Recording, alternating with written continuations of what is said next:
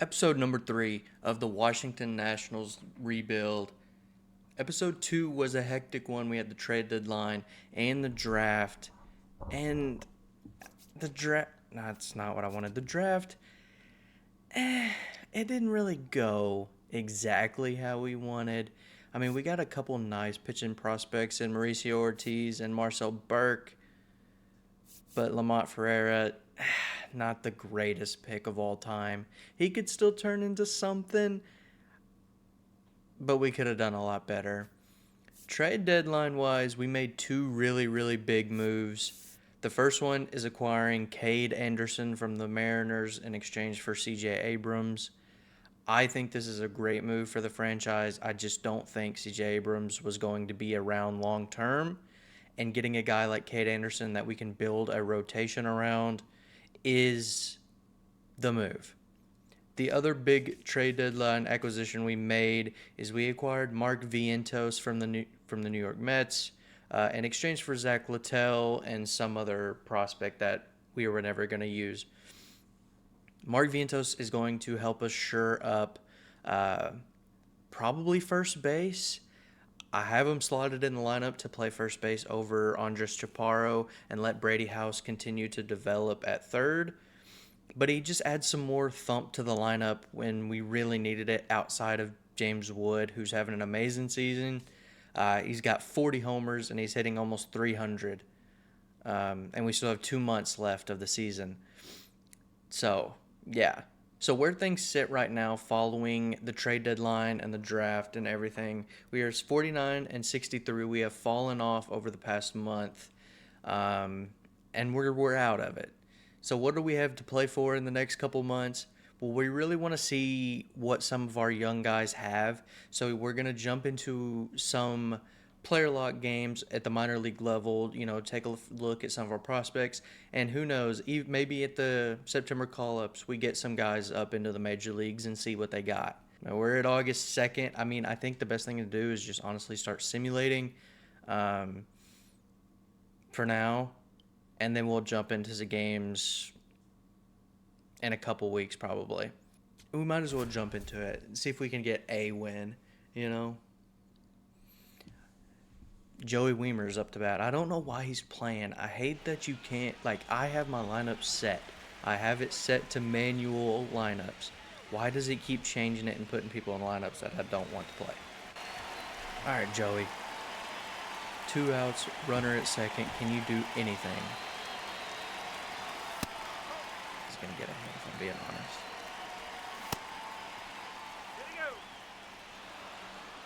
Okay, Blue. Whatever. I don't know if he went around or not. It really doesn't matter.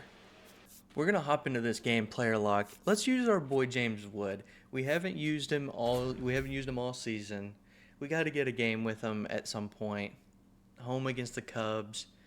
I mean, this is our franchise star. This is the dude we're building the organization around. And in real life, I am a big James Wood fan. I think he's going to be so good. I know he needs to cut back on the strikeouts, but every young player struggles with strikeouts. It's just something that happens. I think he has all the tools to become the next superstar in baseball. Now, we are facing Justin Steele. So lefty. Not the most desirable, but it doesn't matter. It honestly doesn't matter.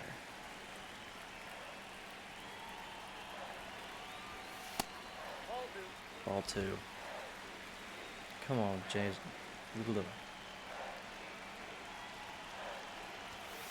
Ball 3. 3-0. 3-0 green light. Might as well, right? If it's a fastball down the middle, we will. It was, and he hit it hard. 104 off the bat. He just hit it right at the second baseman. It was a good swing.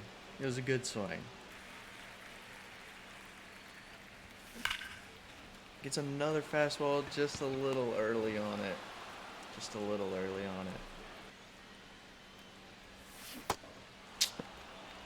Goes down swinging. Probably should have hit the fastball. Oh, man. Dude, every time I jump in with somebody, man, this is just nothing good happens. Nothing good happens. I mean, again, good swing, good timing. Like, just that's brutal. We might have to jump into another game with James Wood before the end of the year. Get some revenge. Brady House with a homer. We actually pick up the win, surprisingly.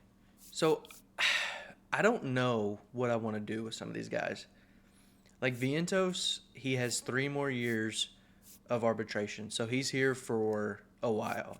But like Luis Garcia, who is not having a great year, only has 1 more year.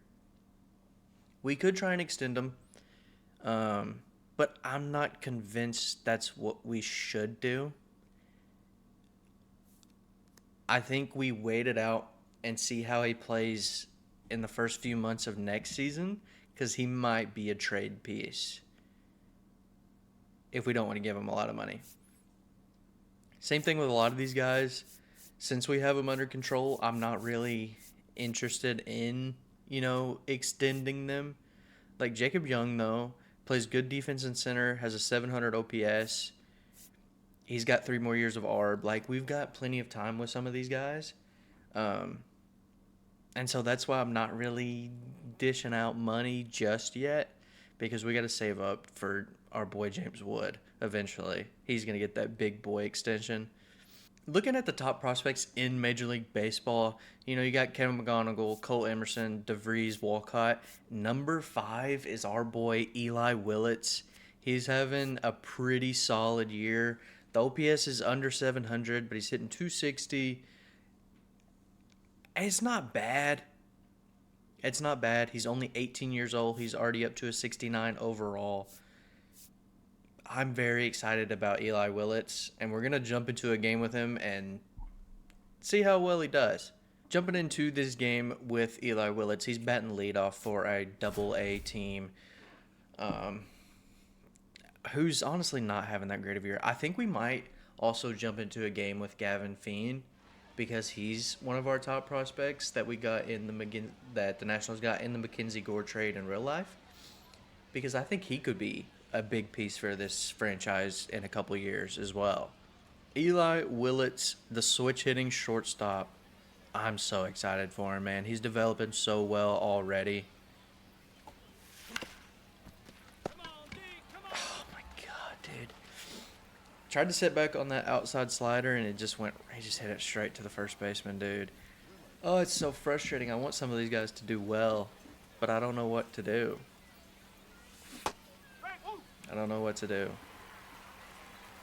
He's got bases loaded here in the second inning, 1 out. Swings early on the cutter, quickly down 0-2. There's ball 1. Come on, Eli. Nope. Jumps out of the way, 2-2. Got to come through for the team right here. Is that going to get down or is it going to get caught? It's going to be caught. The runner is coming home. Okay. Sacrifice fly, 2-strike hitting, got the job done. We will take that. We will take that for sure.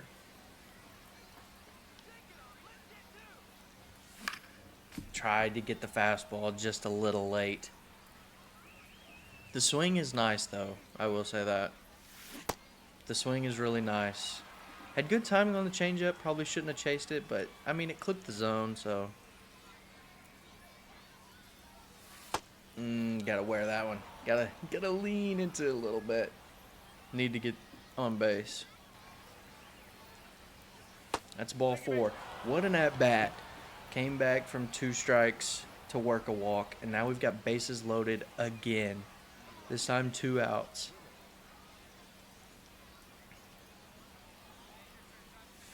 Nope. Come on, Eli.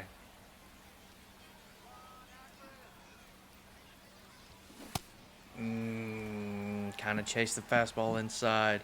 We were fastball hunting, I'll be honest. Ball 2. Hey, we'll take another walk.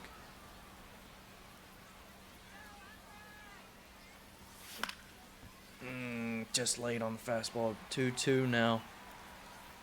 Come on, Eli. We got a battle here. Gets a hanging slider and rolls it over. Timing is good. He just rolls it over. Gotta pitch to hit, man. Gotta pitch to hit. Up in the 7th inning now, we're going to see him batting from the left side for the first time. That's ball 4. Good at bat. Way to not be selfish, Eli. And he comes up here again in the 9th inning. Still looking for a hit on the day. Gets a fastball. Puts a decent swing on it. He's got good timing. He just lines it right to the center fielder. Again, no hits for the guy we try and jump in and get a good look on. But he had really good at-bats. That's something that we're really going to look forward to because I could see him becoming a potential leadoff guy for the big league club.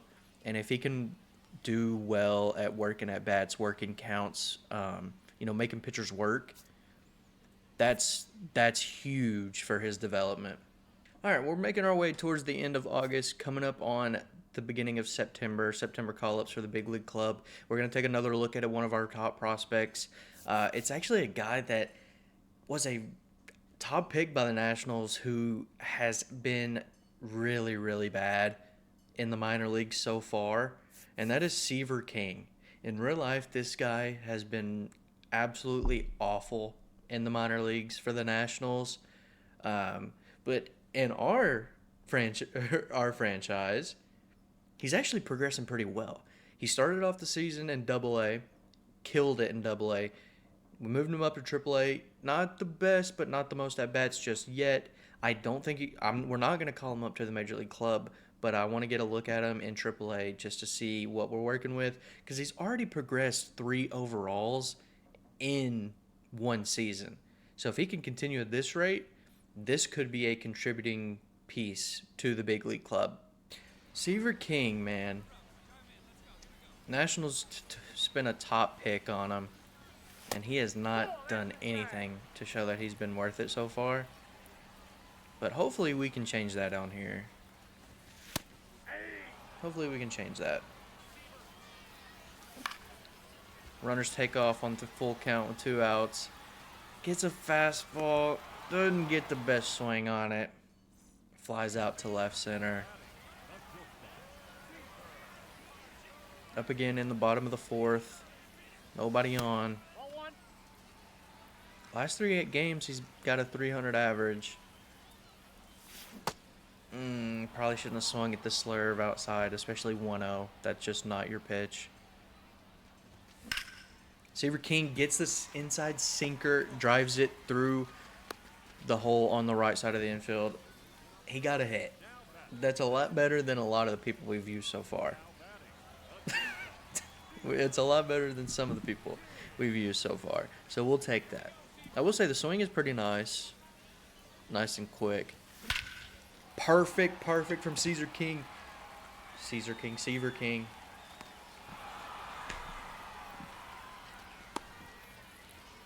Well, we might as well still just get jammed. What's the point of putting up a good swing? He absolutely hammered that ball to right center. And it's just a nice, easy fly out. I mean, he's put up good swings, though.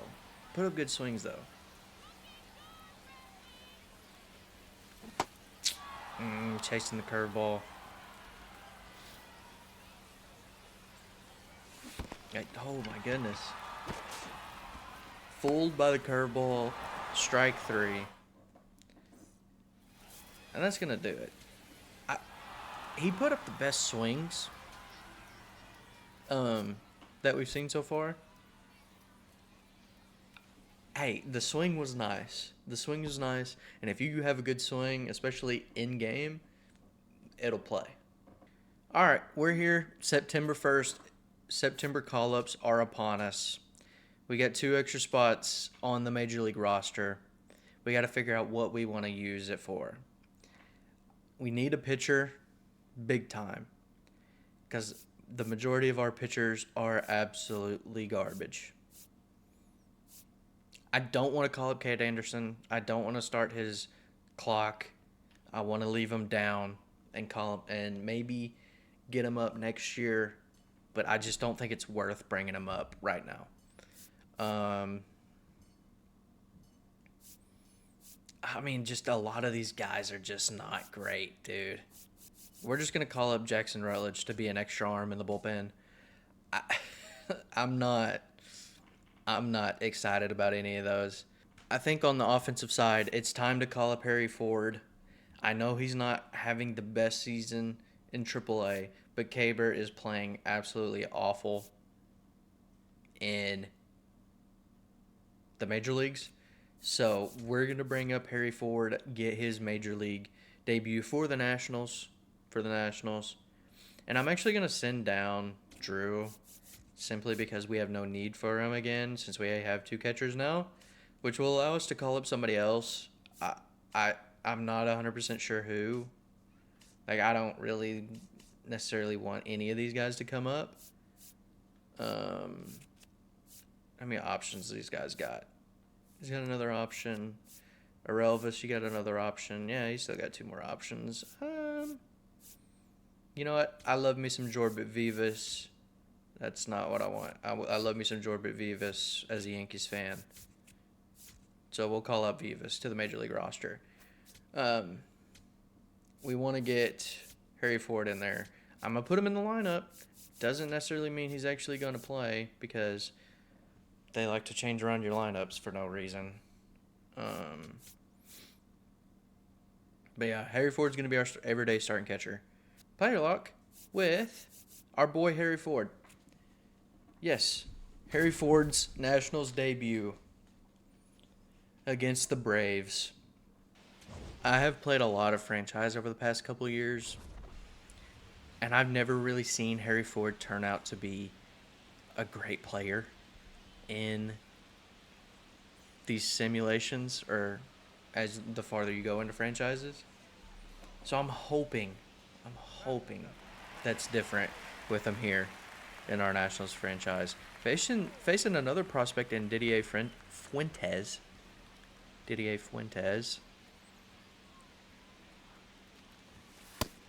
going to be ball 1. Harry Ford's currently the number 56 MLB prospect. The last time we looked, we had about 7 or 8 top 100 prospects. Our farm system's actually not that bad. 2-1. I think Harry Ford could become a good part of this lineup for the future. It's a great swing, man. He hammered it 106 off the bat. Just had to hit it right at the third baseman. I don't think a fastball that barely clips his own is it, but sure. Oh, come on. Come on, man. That's another strikeout, man. It's another strikeout. And that's such a brutal debut. I mean, we somehow won again. I think every time we jump into the game, we win, but we do awful with the guy we're trying to use. Before the end of the minor league season, we want to jump into another game and check out one of our other top prospects, Travis Sikora. He is alongside Kate Anderson and Harlan Susana. This is another guy we're looking at to bolster our rotation for the foreseeable future. I think he's got all the potential in the world to do that. But we got to actually see what he looks like in game and see what we think. 4 pitch mix, 4-seam, slider, splitter, sinker. I like the mix. And again, I decided to... Oh my God. I forgot how to use pure analog. But I decided to turn on pure analog simply because it gives us a little bit more control of where the pitches go instead of just like the classic timing, which was just so all over the place. Eloy Jimenez, man. Oh, man. Real ones know how good Eloy Jimenez was on his day. Gets the grounder to the first baseman. There's 2 down in the first inning. Yeah, I really like Sikora's mix. It's got a little bit more. It's just got a little something different, from Cade Anderson and Susana, who have 4-seam, slider, changeup, curveball, like the most basic pitch mix. Having that sinker, having a splitter instead of a changeup, really just helps him separate himself, which is nice. 1-2. See if we can just blow him away with a fastball here. Keeps fouling it off. Get a chase slider. Again, another foul ball. Go splitter low and away. Or just low. Gets the strikeout. Clean, quick first inning from Sikora. Yeah, man, I'm really liking him. He's... Oh. Please catch that. Okay. This is what happens when you leave the ball right down the middle. Get away with it. But let's not do that again, Travis. But I don't know. I think a lot of our guys are just another year away from really making the majors and making a difference. Which is fine, because we're not trying to win next year. Obviously, we're trying to be better, but we're not set up to go out and try and win in the next couple years. Fastball, by you, baby. Come on. Travis is low-key dealing out here. Okay, man. When will I learn to stop talking? Leadoff double from JoJo Parker. Yeah, this is why you don't open your mouth when things are going well. You just let it be. Was regarded as a top prospect. Well, he should be. Back-to-back base hits, and they got to run. Leadoff double, then single into the gap, scores them. Travis is in a little bit of trouble now. See how he responds. Gonna get a fly ball to center field, get the first out of the inning. Try and get a double play ball here. Let it not snowball. I think that's the main thing.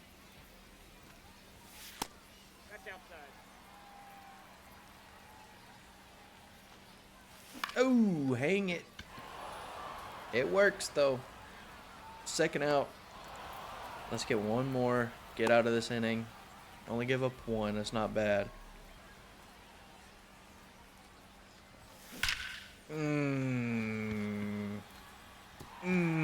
Eloy drives it to the wall, and they're going to score another one.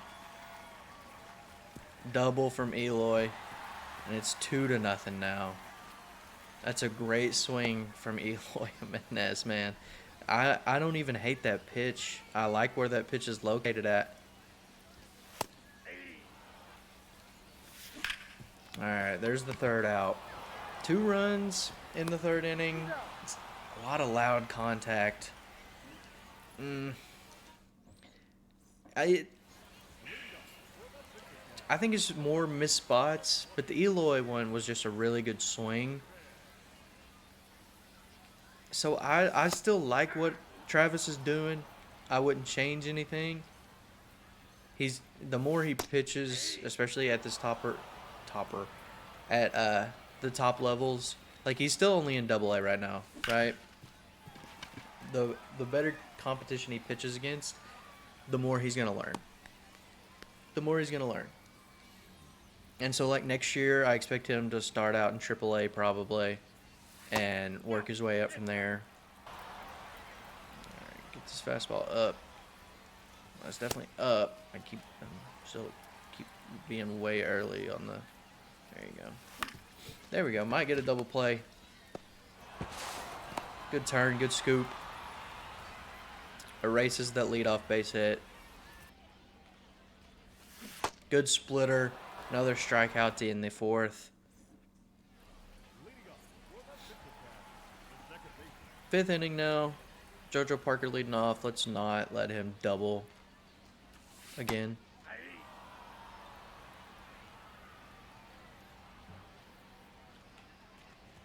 That was a good fastball. That fastball had a lot of run on it. That was pretty. That was a nice fastball. Good splitter again. Gets the strikeout. Now we got to face Namala.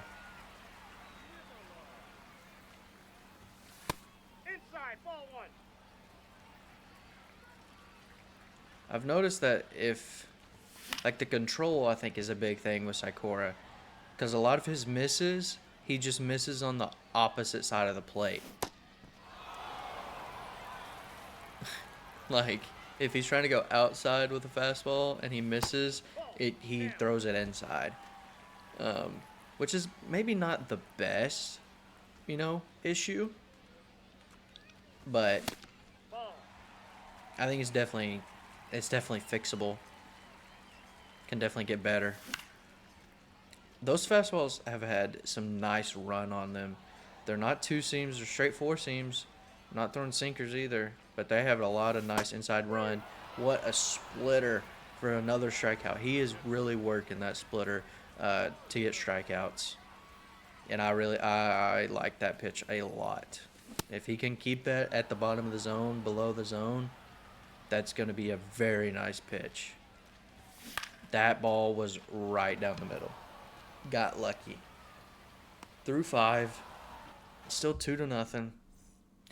And his day is done.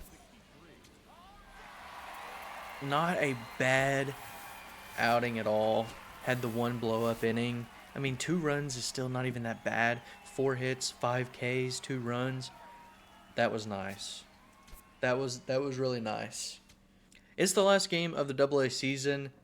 So if we want to hop into one more minor league game at the AA level, we got to do it now. Back-to-back games. And we want to get a look at our boy Gavin Feen. Is it Feen or Fine? I'm going to say Feen. Came over in real life in the Mackenzie Gore trade from the Texas Rangers. He was, I believe, the first round pick from the Rangers. I know he may not have been in the first round technically, but I know he was the first overall pick for the Rangers. I don't know if the competitive balance works as the first round or whatever, but we're going to take over as him and see what he looks like. He's very young, 19, I believe, still very low overall. So it's going to be multiple years before we ever think about seeing him at the major league level. But he's still one of our top prospects. We got to take a look at him. All right. First at bat, fastball outside, tries to go the other way with it. Grounds out to the first baseman. I love to swing with first pitches, don't I? I just love it. I don't know why.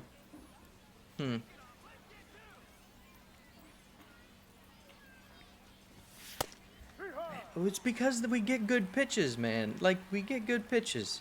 That's why you swing early in the count. You swing early in the count because hopefully you catch the pitcher lacking and just trying to get something over. And you can take advantage of it. You let it get deeper in the count. Pitcher can do what he wants. Gets another fastball and is just laid on it, pops it up to right field. That was a very hittable pitch. Very, very hittable pitch. It's already the 8th inning. This is probably the last at bat. Gets another hittable fastball. Puts a decent swing on it. Just nothing. Okay, actually back up in the top of the 10th. Gavin has missed multiple fastballs, easily hittable fastballs. And he hits another easy sinker right back up the middle for a double play to end the inning. he got plenty of pitches to hit. He got plenty of pitches to hit. I'm just going to chalk that up to him being a very young player and still trying to figure it out at the professional level, because those were some easy pitches to hit, and he did absolutely nothing with them. There's only a couple more weeks left in the Major League season, and there's not much left to talk about. So I honestly think we're just going to simulate to the end of the season, take a look at some of the year-long stats, and I think that's going to do it. Regular season has come to an end, and let's take a look at some of our stats. Pitching-wise, there's not really going to be anybody super proud of, except for Mitchell Parker. I will say he had a very, very good year. 169 innings, only 97 strikeouts, so he needs to work on getting the Ks up. 3.4 ERA, 1.3 WHIP. We will take that. That is a very nice year for Mitchell Parker. The rest of the rotation and bullpen was not good. Was not good at all. I mean, Cole Henry wasn't bad. Andre Granillo wasn't bad either. Rutledge in 19 innings wasn't terrible. Beater was okay.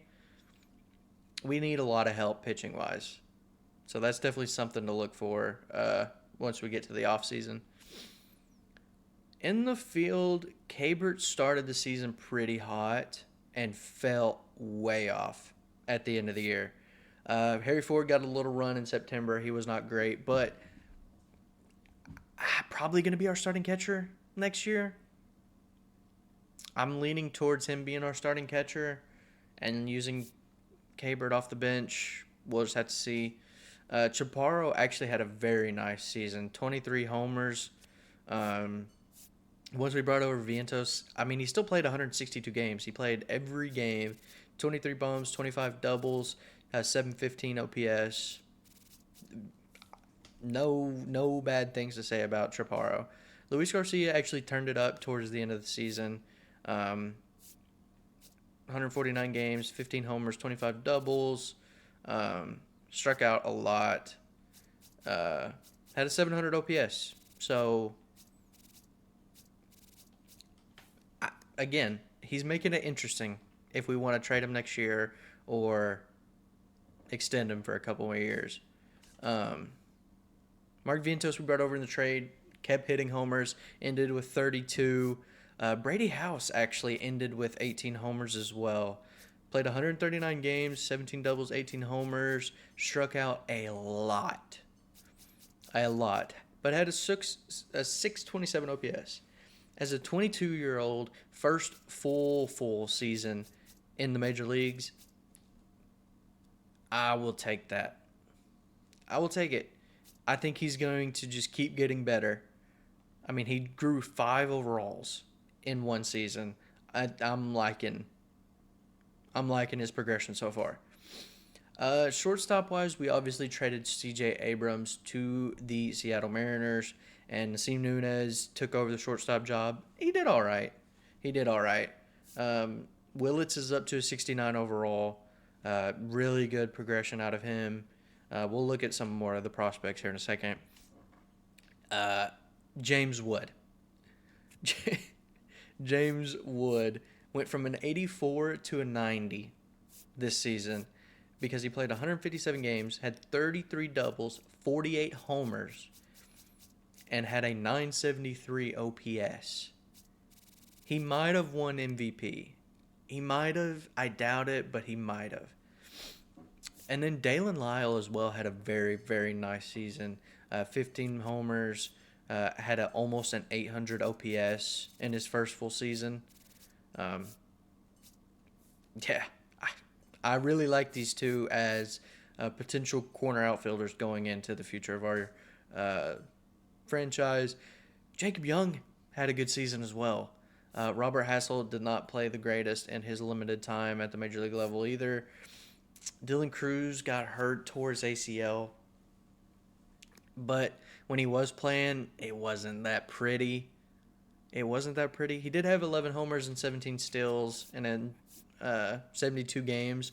So that's actually it's actually not terrible, but we're still looking for more out of Dylan Cruz, obviously, and Joey Weimer was just really bad. Some of our top prospects, like Cade Anderson, he's up to a 70 overall. Maybe see him in September call-ups of next season. I don't expect him to make the opening day roster. Susana's up to a 69. Paralis up to a 68. Sikora up to 68.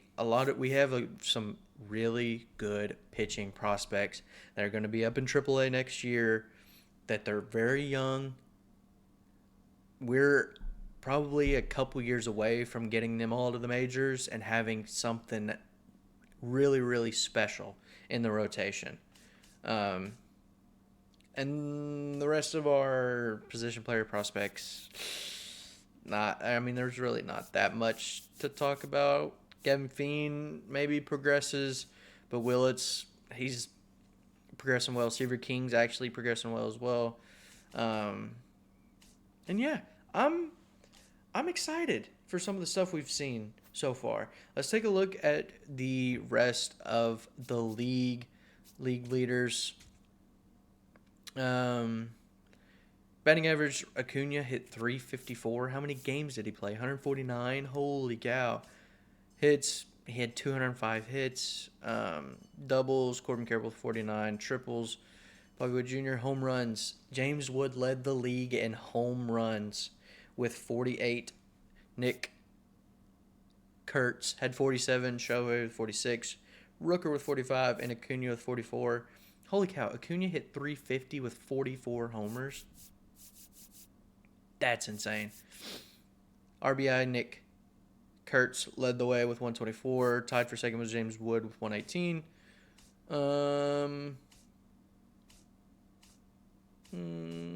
Yeah, Acuna had a 1.1 OPS. Jesus. Pitching-wise, Munoz had 55 saves. Skeens was dominant. Justin Still had a good year. I'm hoping he comes back from injury in real life and has a decent year. Scuba led in strikeouts. Skeens right there, obviously. Let's take a look at the awards. Acuna wins MVP. James Wood finishes runner-up. When Acuna hits 350 with 44 bombs and 118 RBIs, yeah, there's not much you can do. There's not much you can do because he had 24 stolen bases, 42 doubles as well. But James Wood with an insane season, finishing runner-up in the MVP. I bet he gets one before he retires. Cy Young goes to Jesus Luzardo? Is it because he just won the most games? Because Skeens had a whole 1.1 ERA lower than Luzardo with more strikeouts. So it should have been Paul Skeens. Obviously, Acuna won the batting title. Phil Maton won the reliever. J.J. Weatherholt wins Rookie of the Year, hitting .312 with 17 homers. Cardinals fans would be going nuts if he does this in real life. Gold Glovers, did we have anybody win anything? Dalen Lyle won a Gold Glove. Heck yeah. James Wood won a Silver Slugger, obviously. Anybody else in contention? No. In the American League, Nick Kurtz won the MVP. Rooker finished second place. Hunter Brown wins the Cy Young. Jacob Wilson wins the batting title. Will Vest, reliever of the year. Murakami hit 31 bombs, wins Rookie of the Year. And yeah, a lot of the same guys you're used to seeing wins all these awards. But hey, let's see who wins the World Series. The Dodgers defeat the Mariners. Okay, so the Dodgers have won 3 World Series in a row. Good to know. Hopefully this does not happen in real life.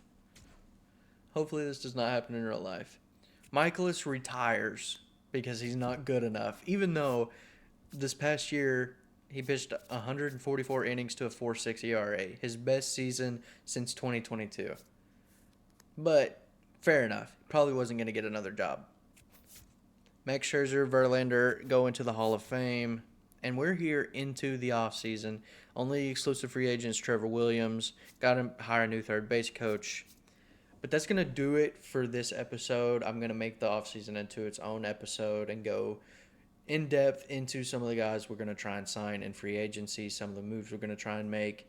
So if you enjoyed this video, leave a like, comment, subscribe. I appreciate everybody who watches the videos. Be sure stay tuned for the off-season episode coming the day after you see this one, maybe a couple days after. Still trying to work out the exact schedule on how I want to do it, but I appreciate everybody sticking to the end, watching, and yeah, I'll see you guys in the next one.